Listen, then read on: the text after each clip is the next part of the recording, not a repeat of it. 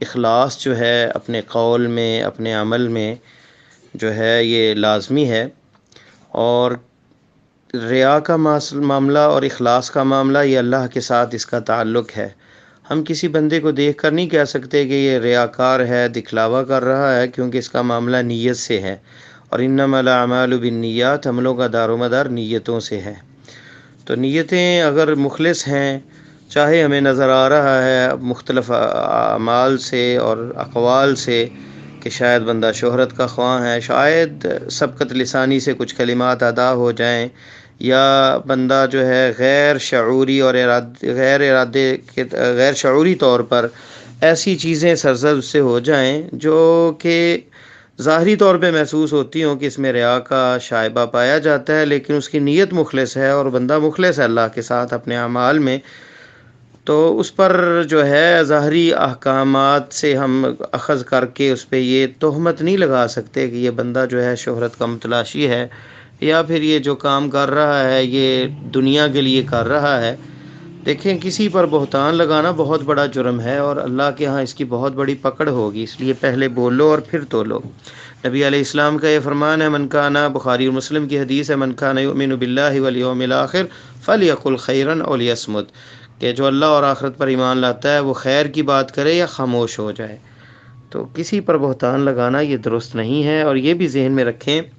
کہ صرف ریاکاری یہ نہیں ہے کہ ہم اگر کوئی کام کر رہے ہیں نیکی کا تو پھر جو ہے اس کے اندر خیال پیدا ہو جائے بندے کو کہ فلاں بندہ جو ہے مجھے دیکھ رہا ہے تو اچھے طریقے سے کرنے لگ جائے، یہ ریاکاری بھی ہے۔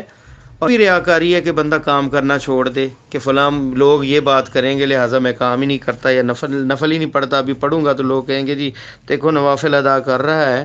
اور اسی طرح جو ہے بندہ سوشل میڈیا پہ کام کرنا چاہتا ہے اور وہ اس ڈر سے رک جاتا ہے کہ لوگ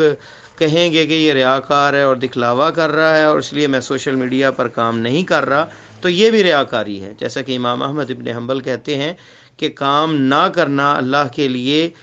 لوگوں کے ڈر سے یہ بھی ریاکاری اور یہ بھی دکھلاوا ہے اور یہ بھی درست نہیں ہے۔ تو اللہ سے ڈرنا چاہیے کہ کسی کے اوپر انگلی اٹھانے والا جو ہے نا، جب انگلی اٹھاتا ہے تو چار انگلیاں اپنی طرف ہوتی ہیں، ہم خود کام کرتے نہیں، اور جو کرنے والے ہیں ان پہ بہتان بازیاں اور باتیں کرتے ہیں۔ اللہ تعالیٰ ہر ایک کو توفیق دے، اور ہر بندہ جو ہے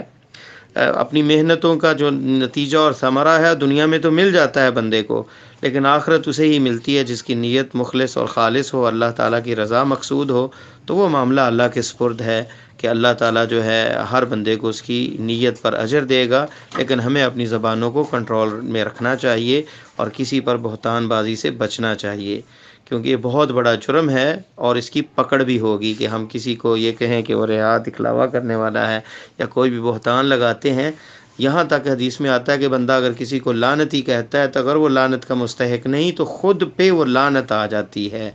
اور اگر کسی کو کافر کہتا ہے تو وہ کافر نہیں ہے تو خود بندہ کافر ہو جاتا ہے، کفر اس کی طرف لوٹ آتا ہے۔ تو اللہ سے ڈرنا چاہیے۔ نیکی کے کام کوئی بھی آدمی کرنے والا ہے تو اسے جو ہے آپ